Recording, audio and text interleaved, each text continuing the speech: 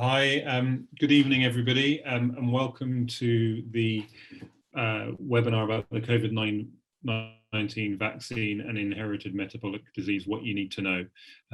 This is a jointly arranged meeting by the British Inherited Metabolic Disease Group, Metabolic Support UK, and the LSD Collaborative. My name is Dr. Will Evans. I'm the chairman of Niemann-Pick UK, a GP, and also the father of Sam, who has Niemann-Pick type C. And I'll be helping to steer us through this. We've had quite a number of questions submitted already, and hopefully during the following presentations, you'll have a lot of those questions addressed by the presentations, but there will be an opportunity to address some questions at the end as well. The best way for us to have those questions put is if you I'm sure everybody's now quite familiar with using Zoom, which is a little bit different to when we did the first one, but on the queue at the bottom of the screen, there's a tab called Q&A, and on that you can type any questions that you may have. We'll try and collate those as we go. Obviously, individual patient questions are really not suitable just because of the numbers of people, and also sometimes disease-specific questions may be difficult for us to address. But it's useful if you have those questions to submit those, because they can be considered and answered by patient groups or the experts. So we've got a panel of 4 clinicians, all very experienced with looking after patients from our community, and also with insights about the role of the impact of COVID-19 and the vaccine as well. As many of you know, this is the 3rd of these that we've done. The first one was right at the beginning of the pandemic, which seems a very distant memory now, but I think they've all been really, really helpful to give insight into the community and reassure, but also to direct people to the best information. Certainly I found them very, very valuable. So the expert panel, as I said, we have 4 clinicians, Dr. Elaine Murphy, who works at the National Hospital for Neurology and Neurosurgery in London, and she looks after adults with inherited metabolic disease. Dr. Uma Ramaswamy, who works at the Royal Free, also a consultant in inherited metabolic disease, but looks after quite a lot of patients in transition. Dr. Gauri Krishna, who works at the Charles Dent Metabolic Unit with Dr. Murphy, and also Dr. Germaine Pierre, who's a consultant in paediatric metabolic medicine in Bristol. So I will stop talking and I will pass over to Elaine Murphy. Just before we do, just to reiterate those points, I think we've already touched on that, but use a Q&A facility for any questions. Obviously, it's difficult for us to address patient-specific questions. I would encourage you to reach out to the clinicians and nurses who look after yourself or your loved one. But if you have any questions regarding more general questions about that, please do submit those, or any more broad disease questions, submit those, even if we can't address them now. So I'll pass over to Elaine to tell us more.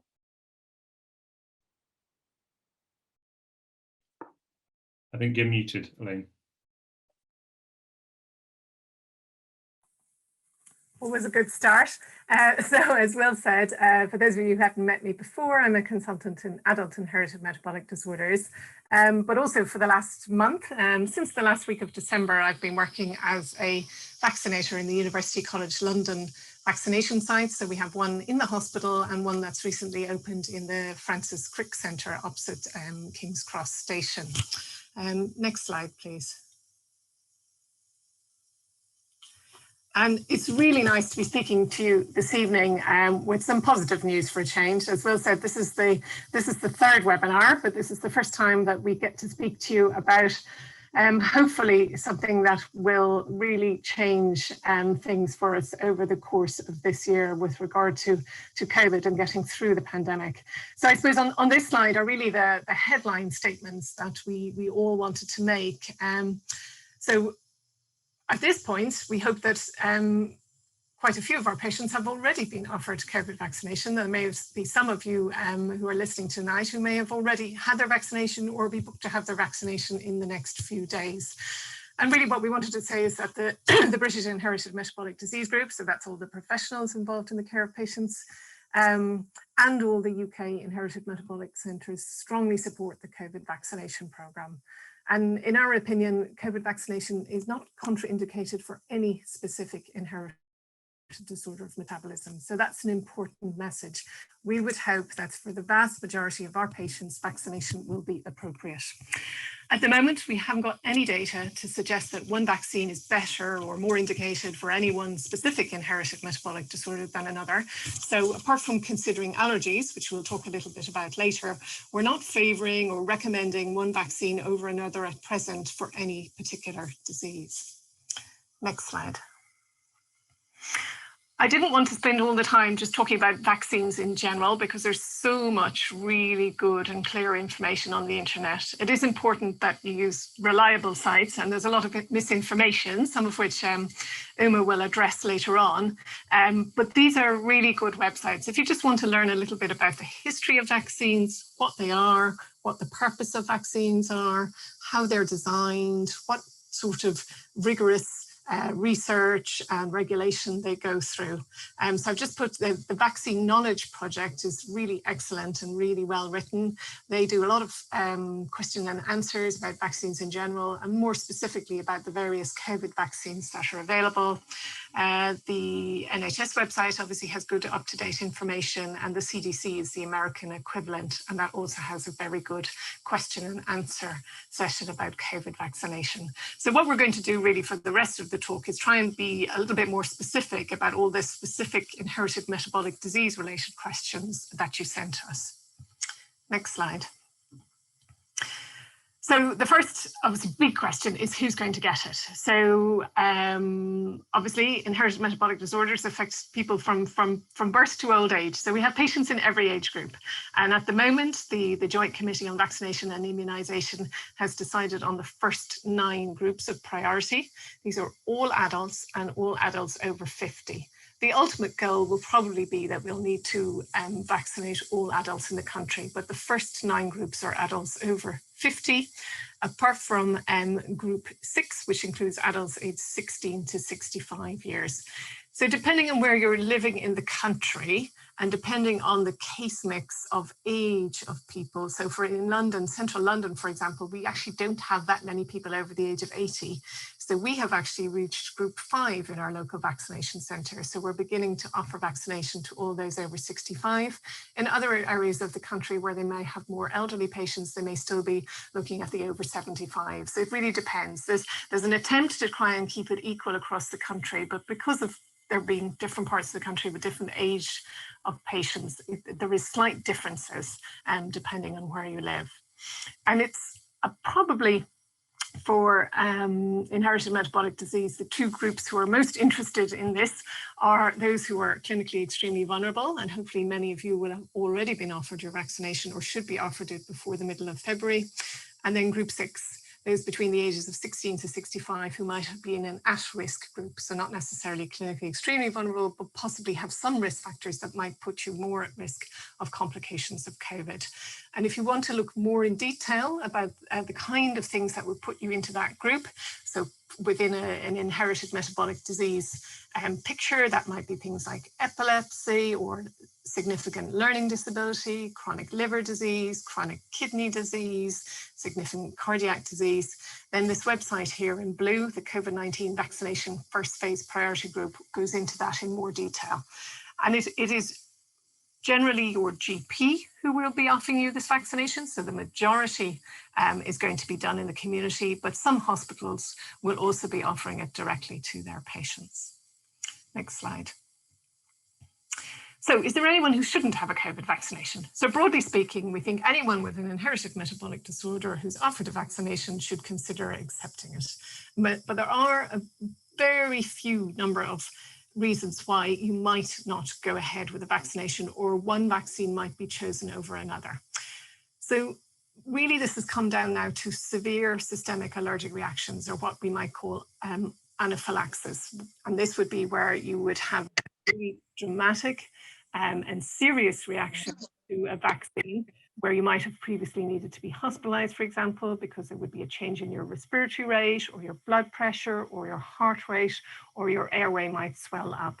These are very rare reactions to vaccines, but they can occasionally happen. When you go to be vaccinated, you go through quite a detailed consent process with the person who's vaccinating you, and allergies are there. And if you mention any allergies, they'll go into that in more detail, work out if it's just a simple allergy. So for example, a simple allergy to penicillin where you've developed a rash, that doesn't stop you having a COVID vaccine.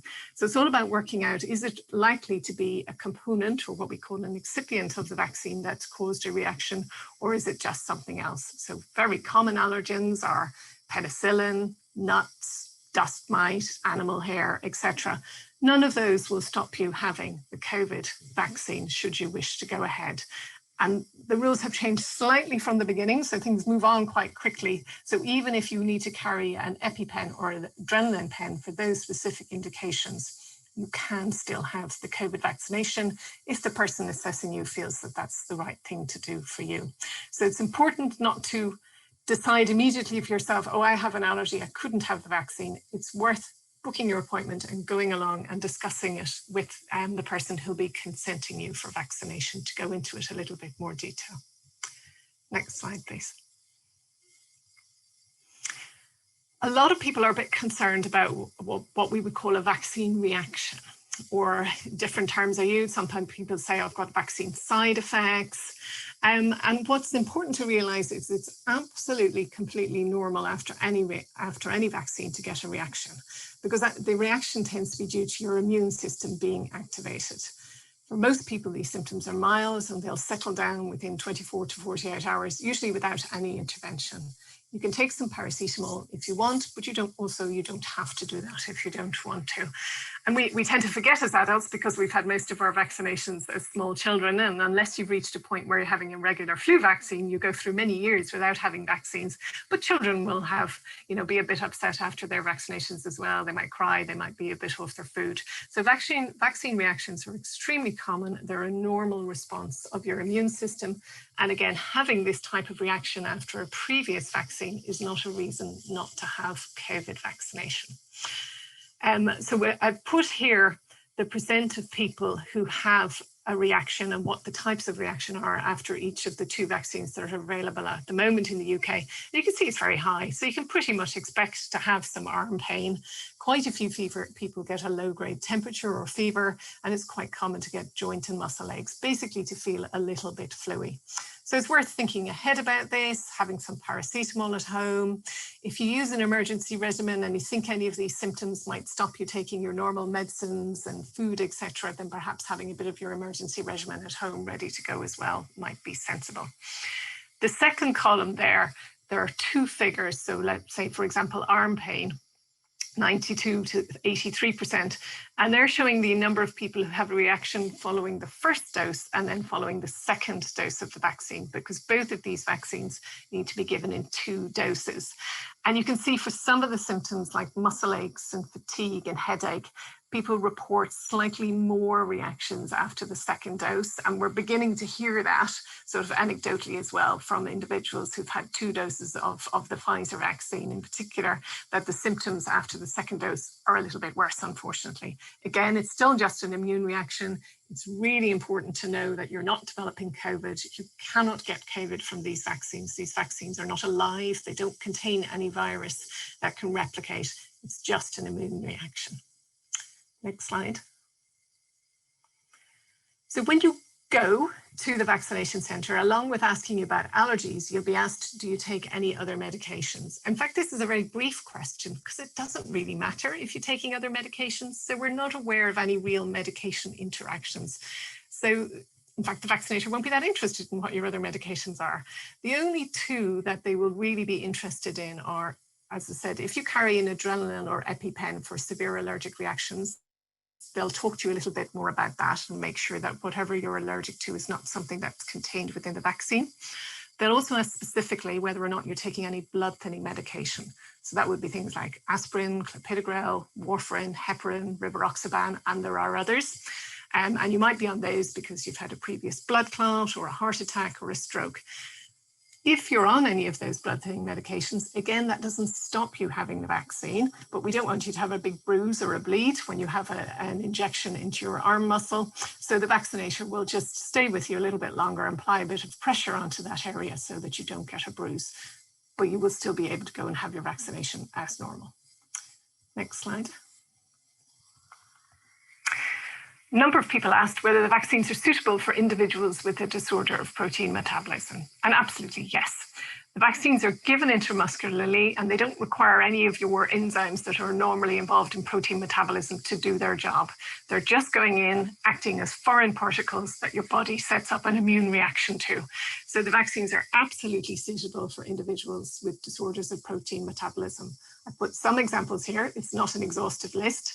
So we've got maple syrup urine disease, the urea cycle defects, the organic acidemias, tyrosinemias, PKU or phenylketonuria, homocystinuria, the cobalamin defects. But we don't have concerns about you having the vaccine if you have a disorder of protein metabolism. Next slide, please. Another question, related probably, is will the vaccine elevate ammonia levels? Now, obviously ammonia levels weren't looked at in the research studies, and we don't expect the vaccine to directly elevate ammonia levels, and we expect most people to tolerate the vaccine well, similar to they may have tolerated other vaccines that they've had in childhood. And a number of our patients with urea cycle disorders have already had COVID vaccination without any difficulty.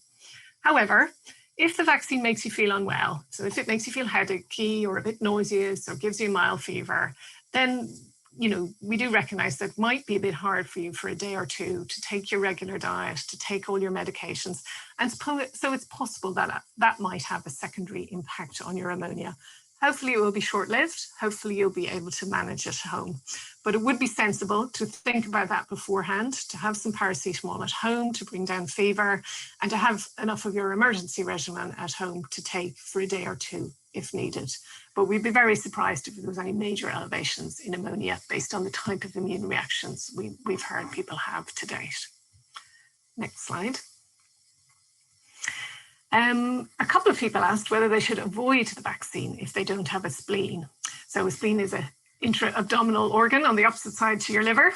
And the spleen has an important role in the immune system. And some people will have had their spleen removed deliberately for one reason or another. Some people are actually born without a spleen or have a dysfunctional spleen that doesn't work properly. And it's really important to know that actually if you don't have a spleen or if you're known to have dysfunction of your spleen, you are absolutely specifically advised to have the vaccine. And that's because we worry that if you don't have a functioning spleen, you're actually more at risk of complications of a severe COVID infection. So that's a very important message. Not having a spleen means you should be vaccinated. Now, because the idea of vaccination is to stimulate your immune system, if your immune system doesn't function as well as other people's, you might not develop such a good response to a vaccine as other people. But remember, we're all starting off pretty much from a zero level of immunity to COVID-19 because it's a new virus. So any extra immunity that you gain is a good thing. It's all in a positive direction. So even if the vaccine doesn't work as well for you, if it works a little bit, that's still going to give you a little bit of extra protection against COVID-19. Next slide. And this is a related question. So is the vaccine less effective in individuals with a lowered immune system? So firstly, I go back to what I said before, there's no live virus. So even if your immune system is not very good, you absolutely will not get COVID-19 infection from the vaccines. So they're absolutely safe to have. But if you're immunosuppressed for any reason, and that might be because you don't have a spleen, because you're on very high dose steroids, because you're on immunosuppressive drugs, because you've had an organ transplant and you're on immunosuppressant after that, then you might not make the full immune response to vaccination. But as I said, any response is good because none of us have got immunity against COVID-19 to start with. It's important to know that over the last few days, the guidance has changed slightly so that if you were about to begin a course of immunosuppression, and that could be for a number of reasons, it could be related to organ transplant, or if you were on the active transplant list, then you should be offered your COVID vaccine before immunosuppression starts or while you are on the active transplant list. And in some cases, Rather than waiting 10 weeks, which is what we've all been asked to do, you may be given your vaccine within 3 to 4 weeks, your 2 doses. So that's a very important point. If you think you're about to start immunosuppression, if you're on the active transplant list, then do contact your specialist centre, because you should be offered vaccination sooner rather than later. And it might be possible for you to have your 2 doses rather than waiting with the rest of us 10 weeks between your doses. And then some individuals with neutropenia, so low white cells, and an example of this in our field would be glycogen storage disease type 1b, will be getting regular GCSF injections to stimulate their white cells. And so for those individuals, we're trying to ask them to have their COVID vaccine in the day or so after their GCSF, when their neutrophils are high and their white cells have been stimulated, again, because we think this theoretically might help them make a better immune response with the vaccine. If you have GCSF very regularly, 4 or 5 times a week, then it doesn't matter which day you have your vaccine. But if you have, for example, GCSF only once a week, then try and have your vaccine a day or so after it, so that your white cells are hopefully at their highest at that point. Next slide. Here's one I didn't know the answer to immediately. Jermaine might be able to help me, but all the vaccines contain sucrose. So all 3 vaccines that are, so the Oxford AstraZeneca, the Pfizer and the Moderna, the one that's coming next, all have sucrose as a component. So somebody has asked, are they safe in individuals with hereditary fructose intolerance? So individuals with hereditary fructose intolerance have to minimize the amount of dietary fructose they have and the amount of intravenous fructose that they have. It's very likely that the amount of sucrose that is in the vaccines is absolutely minuscule. And it's also very likely that most people with HFI have had vaccines in childhood without any difficulty. But just because I couldn't find the precise milligram dose, I'm going to check this one with the pharmacist, but I think it's probably well below the allowed limit of sucrose and will probably be completely safe. But I will come back to you with that one. Next slide. And then, can individuals with Niemann-Pick C have the Pfizer vaccine? And the reason this question was asked is that the Pfizer vaccine is encased in a lipid nanoparticles that just package it up and deliver it to the cells. And these are just used to make the vaccine stable. And absolutely, people with NPC can still have the vaccine. So there's no effect on the processing of the lipid nanoparticles within the muscle. This is Niemann-Pick C is a neurological disorder, so we're not at all concerned about you having the vaccination either. Next slide. Quite a lot of individuals are on regular intravenous enzyme replacement and occasionally might have infusion reactions. So we agreed that this is probably how you should time your vaccine and your infusion. So ideally you should feel well without a temperature, both on the day you have your COVID vaccination, and obviously you're used to only feeling well when you have your ERT infusion as well. It's probably best not to have your COVID vaccination and your ERT infusion on the same day.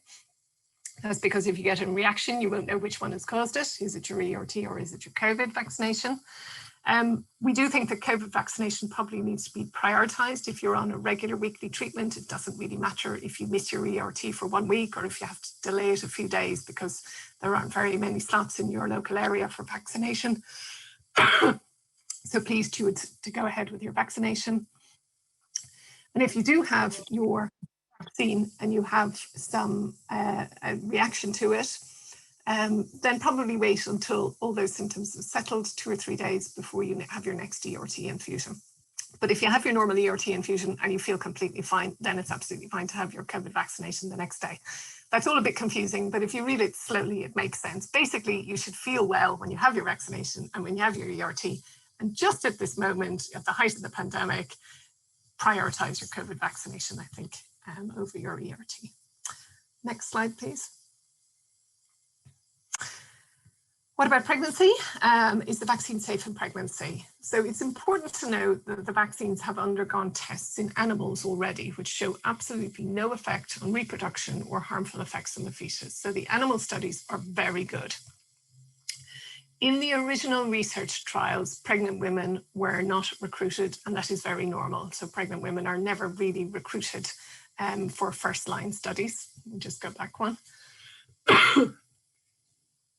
But we do give pregnant women other vaccines without any difficulty. So it's completely normal to get a flu and whooping cough vaccine in pregnancy in this country, and then in other countries, women will also be given the Ebola vaccine in pregnancy. So vaccines in pregnancy are not a new concept and are completely accepted.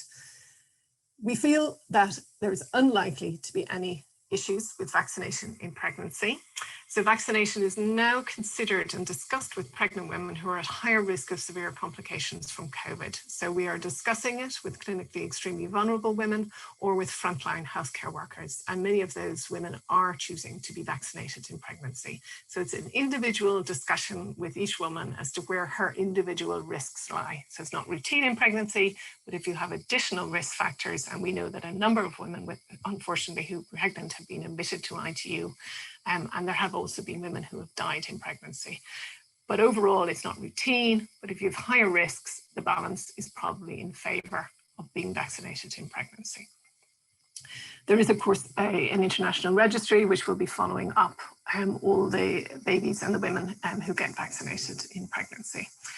And again, guidance has changed from the initial guidance, and any woman who's breastfeeding can now be vaccinated. If you fall into one of the 9 groups, and you're not pregnant, but you're planning on pregnancy, and you get vaccinated, you can then plan your pregnancy straight away. So you don't have to wait after that once you've had your vaccination. Next slide, please. So I just wanted to finish off by putting things in a little bit of context, because obviously there's just been a huge amount of discussion about these vaccines and a lot of understandable worry that how quickly the vaccines have been developed. I mean, they developed quickly out of necessity. But if we stand back a little bit, by the time we get to adulthood, we've all had about 20 different vaccination injections. So we start getting vaccinated at about 8 weeks of age, and these vaccinations continue up to about 65 years. If you get to 65 years, then you're off with the flu vaccination every year. So if you live to be 100, like Captain Tom, you very quickly build up the number of vaccinations that you have in your life. And it's important to know that the COVID vaccines have been through exactly the same process of research, testing, and review by the regulatory bodies as other vaccines. It has been quicker, so everything has been accelerated because of the urgent need across the world. So the red tape has been removed, enormous amount of funding has been given over to research centres. They've been able to drop everything else that they've been doing and just focus on COVID vaccination. And they've also been allowed to run various different studies in parallel, in other words, at the same time. Instead of waiting for one study to finish, publishing that, and then trying to move on to the next study, they've been allowed to do a lot of studies all together. And they've also had an enormous number of recruits to the studies, so that the Pfizer study had 44,000 people in it, the Oxford AstraZeneca had 23,000 people in it. You know, within our own little unit, 4 of us volunteered to be vaccinated in the Oxford AstraZeneca study. 3 others were working as research nurses during the study. So there was an enormous amount of will to make this happen and to get this to work. And so it has been fast, but that's why it's been fast. There's still a lot of things that we don't know. And again, you will have heard this on the news and on the TV every night. We don't know how long vaccine protection lasts. I think most scientists think that this is not going to last us forever. This is not the first and last COVID vaccine that we're going to have, but we don't know yet how frequently we'll need them. We don't know how effective each of the vaccines are against these emerging new variants. Data is coming through all the time, but it's very likely that the vaccines will need to change. A bit like the flu vaccine changes every year or so, the coronavirus vaccine will probably need to do the same. So the scientists will be working on this continuously.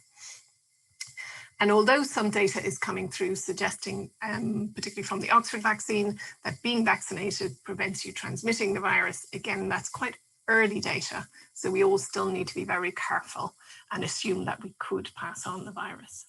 Next slide.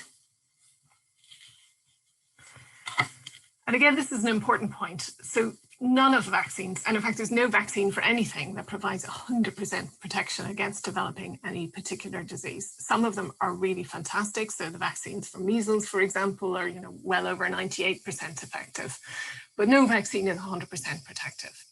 And our goal here is not that nobody ever gets COVID again, but the goal is that would be nice, but probably unrealistic. Our goal is to prevent severe COVID, so people ending up in hospital, requiring intensive care, and of course the deaths, and to have sufficient people in the population vaccinated that we do have herd immunity, so that even if there's a little small outbreak of COVID, it can be identified before it then spreads into a larger number of people, because most of the community is immune.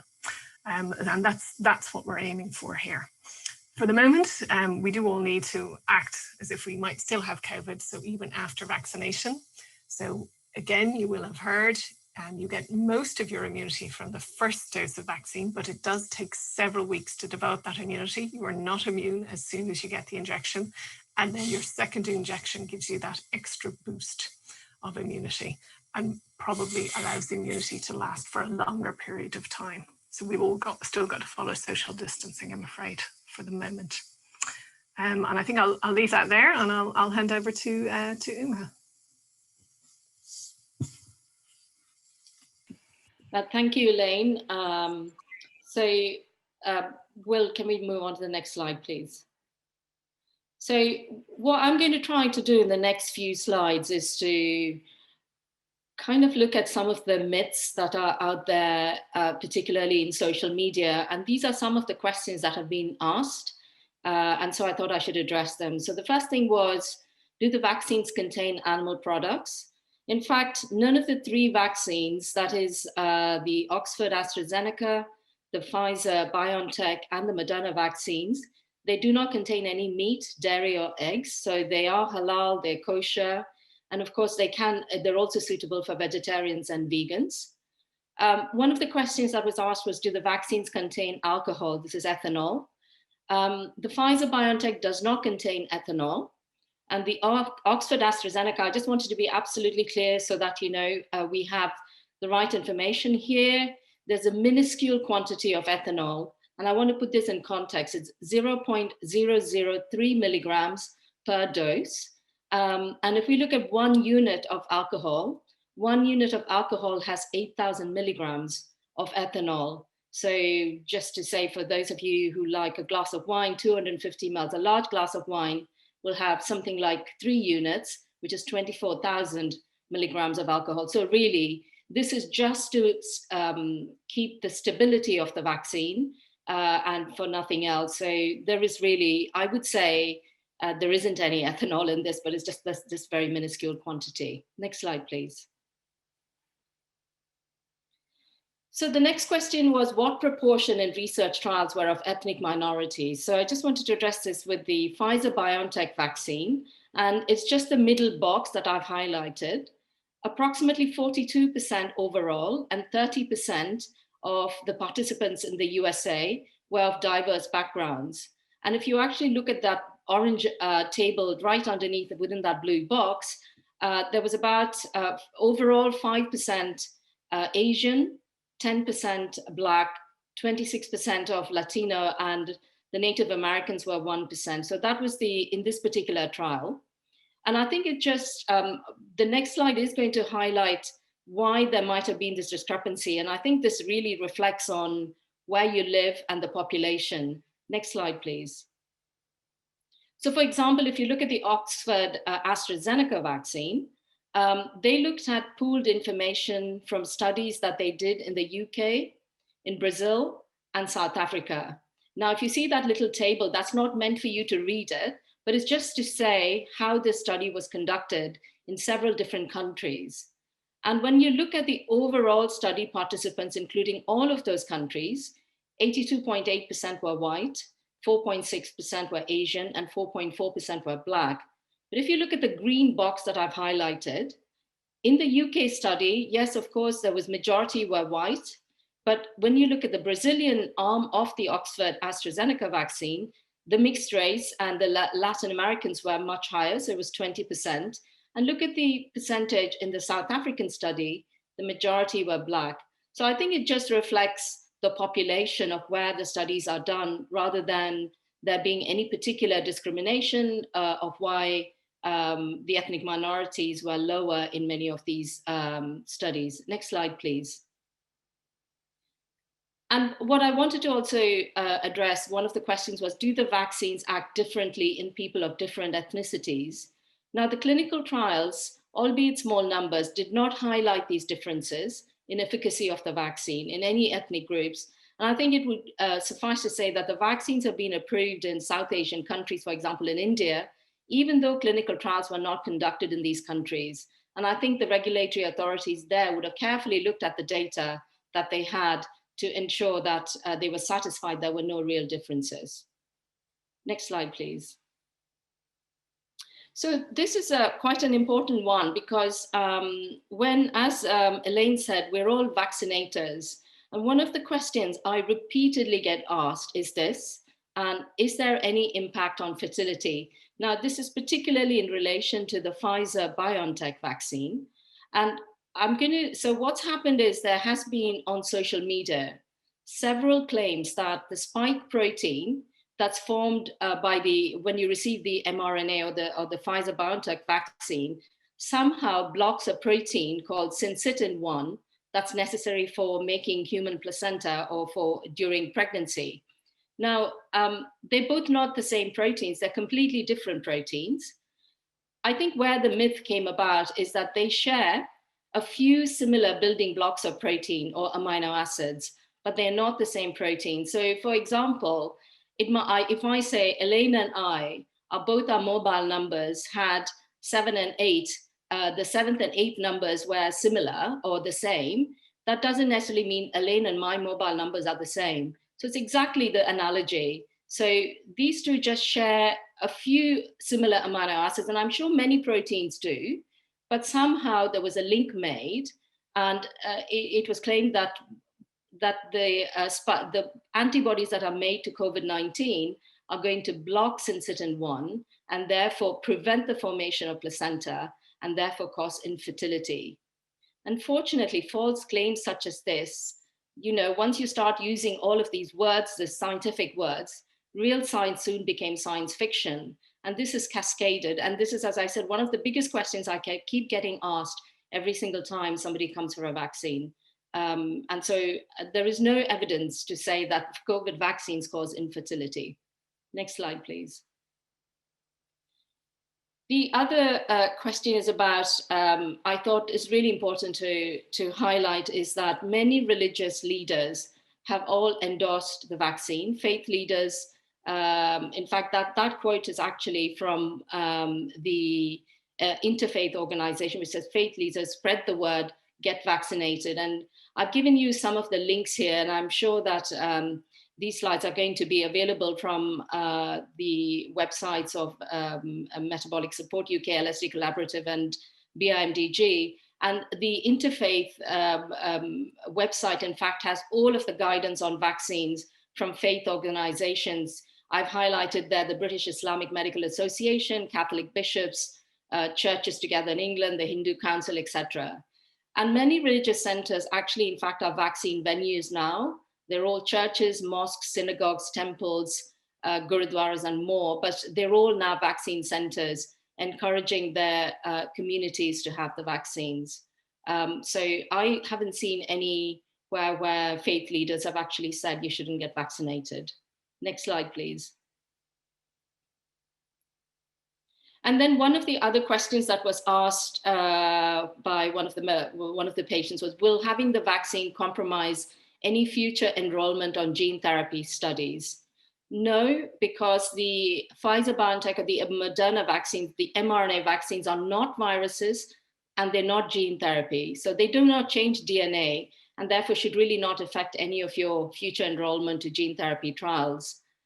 And then another question, and I think I've already seen this on the chat as well today, is the Pfizer vaccine superior to the AstraZeneca one?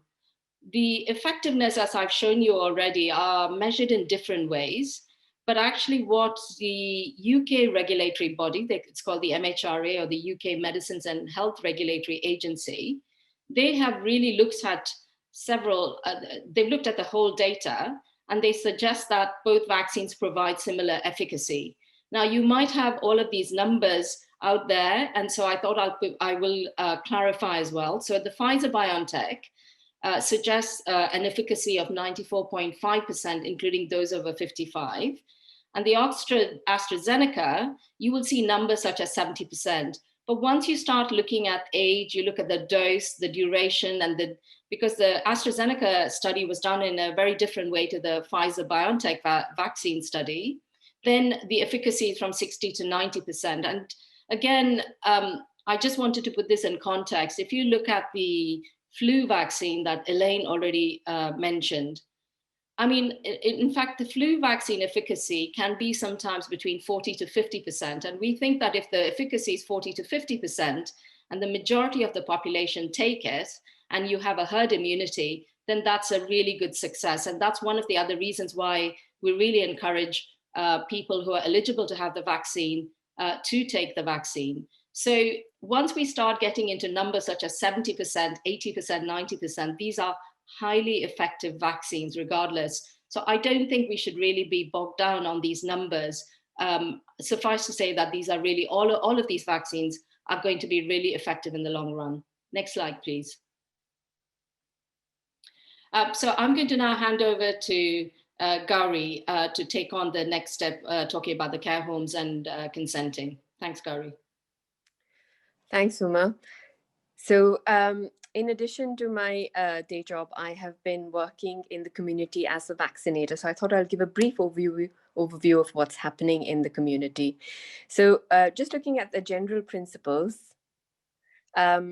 the COVID vaccine was offered to all older adults in care homes and their carers. And this is since December 8th, because this was group 1 and high priority. And the only caveat or exception was that it would be temporarily deferred in some individuals if they're acutely unwell or within 4 weeks of onset of COVID symptoms. Next slide, please. So how does the vaccination system work for those in care homes? There are 4 distinct steps, and each step is very important. So there's a pre-appointment step, pre-vaccination step, finally vaccination, and the exit is basically observation. Next slide, please. So in the pre-appointment, there is a rigorous risk assessment, which is undertaken by the by the care team home, and this is before the vaccination teams actually visit the care homes, and this is to make sure that they look after any patients with suspected cases of COVID infection as part of the infection prevention and control. And this information is provided not only by the care home, but is also available on the Department of Public Health England Health Protection Team, and also via the Adult Social Care Dashboard. Next slide, please.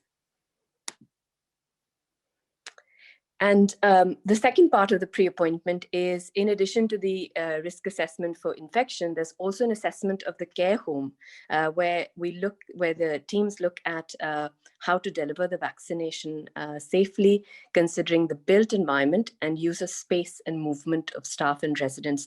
And this is really important because it's a small space and you want to utilize it in the most effective way possible, trying to make sure that you have infection prevention and control.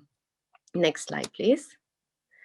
And part of the pre-vaccination, as Elaine had mentioned already, there's obviously the infection prevention and control is quite key, especially in care homes, but also the other important aspect within the care home setting is consent. And I'll just talk about that in the next slide. But we also look at medication and allergies similarly, as Elaine mentioned earlier in the talk. Next slide, please. So consent and vaccination is obviously very important because it's a care home and we have quite vulnerable adults in that setting. So under the Mental Health Capacity Act, everybody has the legal right to make their own decisions about their health. So if an individual is unable to give consent, well, if you could just click on, because I think this is the effect business. Yes, thank you. There's a power of attorney or deputyship. If that's already in place, we utilize that. If there's a legal guardian, we would take consent from them. And if nothing above is in place, so no power of attorney or legal guardian, then the decision lies with the medical professional to make the decision in the best interest scenario. Next slide, please. So these are the consent forms that we've used in the care home setting. So you've got one with the ability to consent for themselves, and the other one when they are not able to consent for themselves. So either of these forms are filled out before we actually do the vaccination in this setting. Next slide, please. So the common questions that were asked were, is it compulsory to have the vaccine if you live in a care home, or is it compulsory for the staff to have the vaccine if they work in a care home? And the answer to both is the vaccination is not mandatory and nobody can be forced to have it. And I won't go through this in a lot of detail. The vaccination process is very similar. Next slide, please. It's the same. Both Pfizer and Oxford AstraZeneca were offered. In December, it was predominantly Pfizer because that was the first vaccine that was approved. Now when we're doing it now, it's predominantly the AstraZeneca that we're using. And all the other things that has been mentioned earlier in the talk has been similar. So we maintain the cold chain. The logistic support is really important, especially because it's a care home. There's always a first aider along with everybody else to look after patients in case there are problems with allergies. And of course, there's a significant observation period, mainly because quite a lot of the adults are on all the drugs that, or a combination of the drugs that Elaine mentioned earlier in the talk. So we just make sure that they're fine after the vaccination. Next slide, please. So this is quite a few resources from which have outlined consent most predominantly if you want to look through because of the setting that we do this vaccination in. And that's pretty much it that's happening at care homes. So I'm just going to hand over next to Jermaine. I think Jermaine's going to be talking a little more about the pediatric bit. That's great. Thank you, Gary. It's Will again.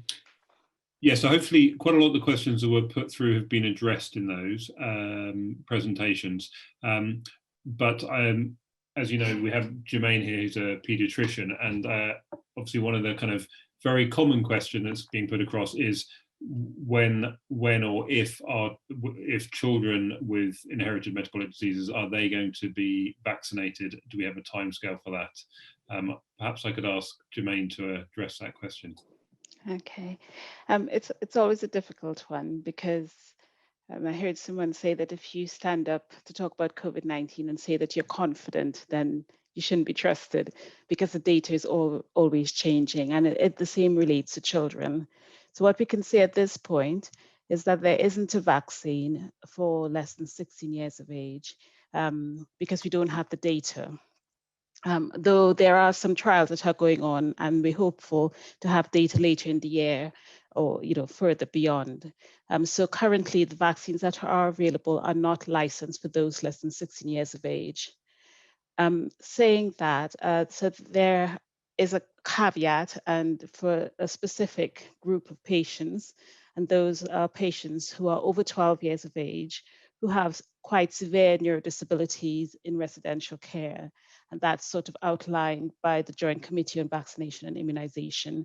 And in that case, the vaccine is still an unlicensed use of the vaccine, which means that information about its safety in children is limited. The doses required for efficacy, how well it works in children, is limited. And for children to be considered to have the vaccination in that group, then there should be a conversation between their specialist team, the prescriber, and carers, and the child, if appropriate, in terms of the risk associated with administering that vaccine. So currently, that's the guidance, and that's the safety guidelines that pediatricians are being asked to take. Great, thank you. So, just kind of following on from that, there were some questions about if there's currently no vaccine available, when there is, at whatever time that might be, do you envisage children with inherited metabolic diseases being prioritized within that group? So I think compared to the initial lockdown, when there were lots and lots of letters sent out for clinically extremely vulnerable groups, actually we have a lot of data now that says that children are relatively protected compared to older, and obviously that changes with age as you get older, so that less than 5% of cases are known to be within the pediatric group, especially the younger group, and that transmission in that group is also potentially less. So I think in terms of whether or not most of the children with metabolic disorders are probably not in a clinically extremely vulnerable group, except for a very small percentage. That's one thing. And then obviously if you then have an underlying disorder, then you may be more at risk. But in terms of guidance as to then outside of the CVs, so the clinically extremely vulnerable group, where it falls in prioritization, that's a whole community approach in terms of getting that herd immunity, rather than that particular child or that particular group of patients is more at risk of getting severe COVID, because that's what we haven't seen. So that's a discussion with your specialist team in terms of where you fall. But if you're not felt to fall within the clinically extremely vulnerable group, then in the rollout, you will have the rollout of that program in whichever priority group you are, whether that means that you fall into a group that has an underlying disorder. But it's just having an inherited metabolic disease in of itself is not going to mean that you necessarily get higher up the list. Okay, yeah. Yes, I mean, I think it's worth just emphasising that certainly age is by far and away the biggest driver for That's correct. That's correct. Mortality in this. I think it's over 65s only constitute 15% of the population, but it's 90% of the deaths. So deaths, significant problems in young children are incredibly rare. I think following on from that, there was a question that came up in the chat, which was about carers of those. We've addressed, I have addressed it in the chat to those ones, but it might be useful for other people. That my understanding, and obviously the panel can add additional bits, is that carers of so adults who are carers of people with disabilities, so that would apply to parents of children with complex conditions, are under tier 6. So that's the same as the under 65s with long-term conditions. That's correct. So that may be a degree of reassurance for people who perceive their child to be vulnerable, that you would be protected and less likely to certainly have it. As you say, there are still questions about whether the vaccine, how much protection from transmission. That's correct. Yeah. There was another question which was about shielding. So individuals who are currently shielding. Well, the question was, I'm currently shielding. How long after I've had the vaccine would I be able to return to work? I wonder whether anybody would be willing to address that. The advice I think we're going to be saying is follow the government guidance. And that is what we would say, even after the first and the second dose. I'm sure Elaine and Gauri, as vaccinators, we ask this question very often. And even by the elderly, when can we hug our grandchildren is another question that we were routinely asked. And what we're saying is, because there's so much of uncertainty, we need to follow government guidance. And until such time government guidance tells us that we can do things like, going out and socializing and not having social distancing, I think at the moment, everything stays as it is. And we continue following the rules very, very strictly, as we have done already. Elaine, I don't know if there's anything more.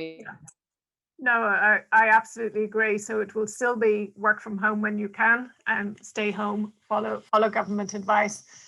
This is something that will change probably in the next few months, but until we see the real data, the real world data of cases hopefully falling significantly, I think assume that you might get COVID and assume that you might pass on COVID is the message really at the moment. We're hopeful that this is our way out of it, but for the moment, we still need to maintain the same degree of both individual and society safety. It's the same with care homes as well. So that's the advice we're giving, what Elaine said. So they can't go back to meeting their family. It's the same. So they have to follow guidance, and it's still distancing, mask, everything, including whatever's been advised. So that's the same advice we're giving even at care homes. There was a question which has been addressed in part earlier on in some of the presentations, but maybe just for clarity, there was a question about were there any drug interaction studies? So are there any concerns about patients taking specific medications and receiving the vaccine? So I can answer that. So no is the short answer. We don't have any specific concerns about any drug interactions. The vaccine itself is actually destroyed within a couple of days. So it's removed from your body. The immune system does its job very effectively. So it doesn't hang about. You know, what's hanging about is your immunity. So your antibodies and hopefully your memory T cells. They're not specifically studied, but you have to remember 10 million people have already been given the vaccine in this country alone. And we're not paying, as I said, any attention to their other medications apart from blood thinning medication and anything they might be using for allergies. So we don't have concerns. And that would be, again, similar to other vaccines. When you go and have your flu vaccine, you're not asked what other medications you're on. Yeah, and I think just going to reiterate, you know, by definition, the people receiving the medications at the moment are the ones taking the most medications. So, so there's been lots of exposure to a wide range of different drugs. Absolutely. Yeah, I would say that everyone I vaccinated today was on a minimum of 3 drugs. Very common. Great. The other one that one of the other questions that I kind of themed questions I pulled out that would be worth addressing would be, and we've touched on this a little bit before, but there was a question, will the vaccine interact with my clinical trial drug? Now, I know individuals have, there was a specific reference about future gene therapy trials, but I don't know whether anybody wants to just make a mention of a comment if anybody's actually involved with a clinical trial. So, Elaine, I'm sure you'll want to answer this, but so we have clinical trials at the moment in adults with various lysosomal disorders, and we know they've already had their first dose of their vaccine, and we would just add that as what we call a concomitant medication. That's what it's called, and we would just add it within that list. But we would not suggest that they are not given the vaccine just because they're part of a clinical trial. We've got a couple of minutes left, and I think we've kind of addressed most of the kind of broad principle questions. There was one question posed, which is about if anybody had any views on the postponing of the Pfizer vaccine. I don't know whether any members of the panel would like to make a comment on that. So this is the Pfizer vaccine was originally meant to be taken 3 to 4 weeks after the first dose, or the second dose, but this idea that similar to the AstraZeneca one, which was always meant to be at 12 weeks or 3 months, that the Pfizer one would also be given then. A lovely question. I bet if you asked each of us one after the other, you'd probably get 3 or 4 different answers. And that's the difficulty. If you're asking my personal opinion, I think it's the right decision. I think it's the right decision to give as many people as possible the first dose where they get most of their immunity. So my personal opinion is that it's the correct decision. I'm not a virologist. None of us on this call or this webinar are virologists. The government followed the advice it was given. It's not an easy choice. But I think cases in this country are so high that we needed to get as many people as possible to have some immunity. So that's my personal opinion, with the caveat that I'm not a virologist. And just before we wind up, just following on from that, the question about the 2 vaccines, do they need to be the same one? Oh, that's a great question. So at the moment they do, but there are pretty good theoretical reasons why it should be perfectly possible to have 2 separate vaccines, because the end result is the same. All you're trying to do is stimulate your immune system. So there is a clinical trial ongoing at the moment. It's already started looking at that very question. So mixing different vaccines. And so we will know the answer to that later in the year. But it's a good question. At the moment, the plan is certainly that we'll all get the same vaccine the second time round, assuming that there are supplies, which there should be from what because a careful eye is being kept on that. But it may be in future that we get different combinations of vaccines. That's absolutely possible.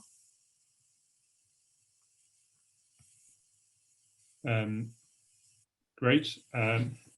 I think just for kind of clarity, there was a question, and maybe just to reiterate a point that I think has been touched on already, but just for clarity, there was a question: would you advise that a young teenager who requires CPAP at night would be more at risk than one without? And I guess that's pertaining to should they be vaccinated? And I don't know, just for clarity, whether Jermaine, you just want to answer that specifically.